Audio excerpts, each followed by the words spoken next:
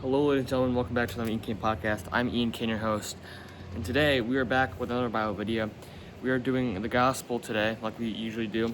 Don't worry, I'm getting some new videos out or planning some new videos or ideas, so you guys don't have to keep on hearing the gospel. As good as the gospel is, I will probably go into different books of the Bible, dissect them, kind of talk about what the author's trying to say or meaning of the book, or I'll also read Catholic books and give honest reviews about them, favorite passages, and I'll go into deeper detail. And those will be real podcasts, like I'm talking on 30 minutes.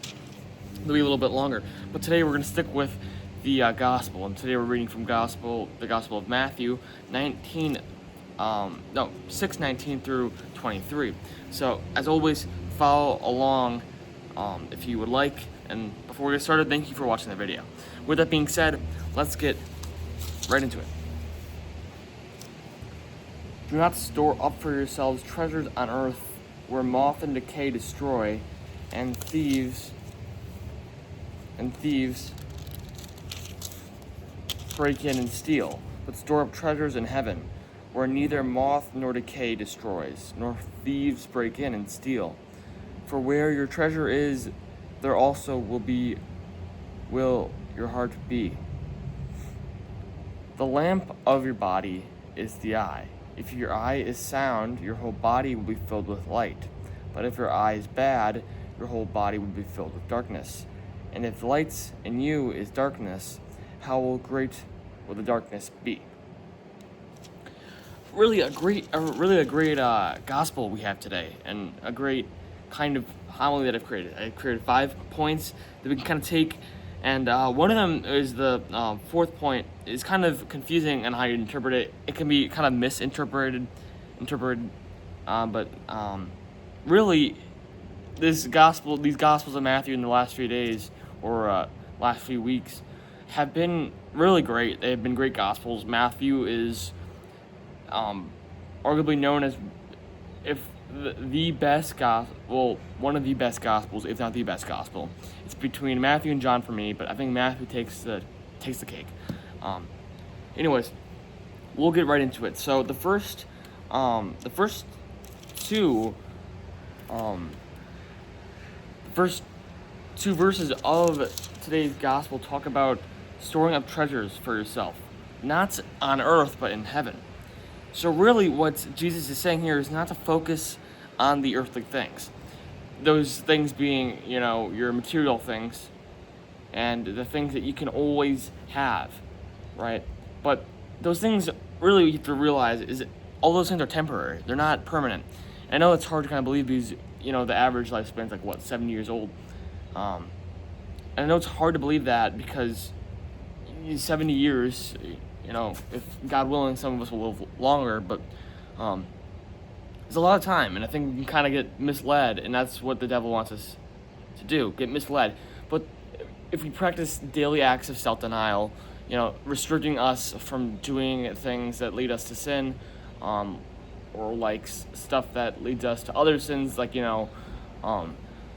social media that can lead us to sloth, gluttony for social media would just be basically, in our terms, doom scrolling, just sitting there and scrolling, which we all do at some point in our day. We just don't realize it.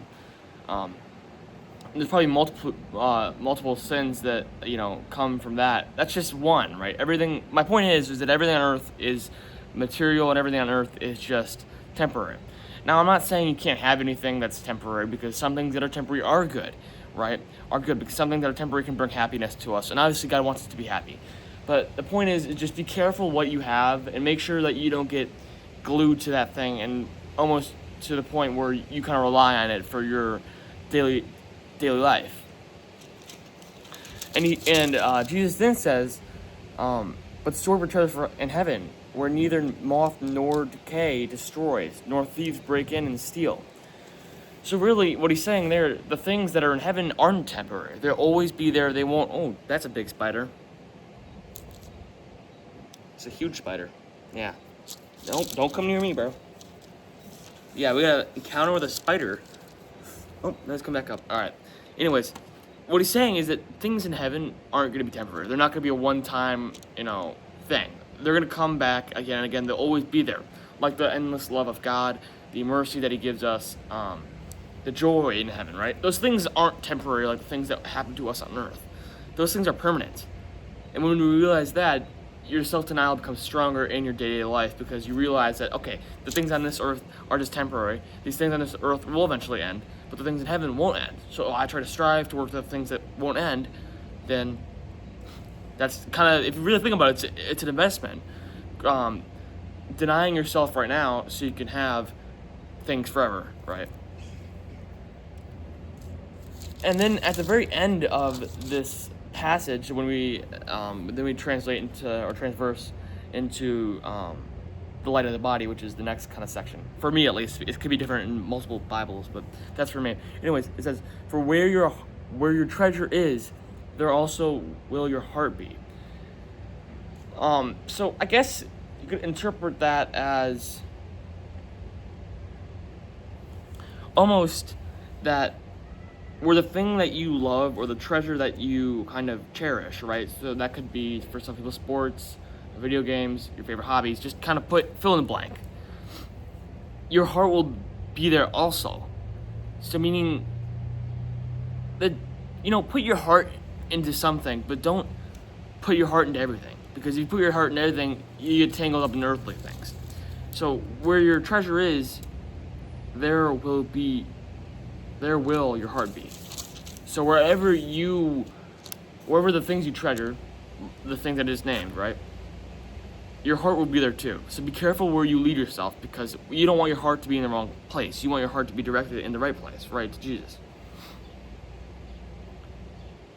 And the last few verses, the lamp of the body is the eye. If your eye is sound, your whole body will be filled with light. But if your eye is bad, your whole body will be filled with darkness.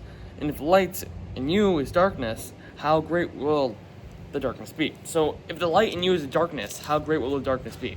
So if the good things in life are bad to you, how bad will the darkness be to you? The bad things are. How bad will the actual bad things are?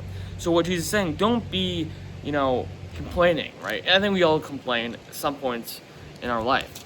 And sometimes we feel like it's right, but really, if we don't take things for, if we're not grateful for the things we have, then we just won't be able to realize the light and the good things compared to the bad things. Because when we twist the good things and the bad things into our own kind of ways, it can be bad. You won't be able to realize the darkness, so you'll really be leading yourself into a deeper and a darker hole. It's just not good.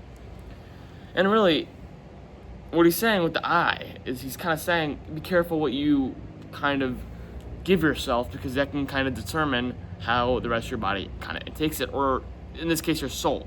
If you have one bad thing or do one thing, that could change a multitude of things. So let's just say you doom scroll, that could lead to sloth, laziness, boredom, complaining, right? You can just stem off. So one sin, you commit one sin, it could create a string of bad sins. So just be careful what happens or what you control, because,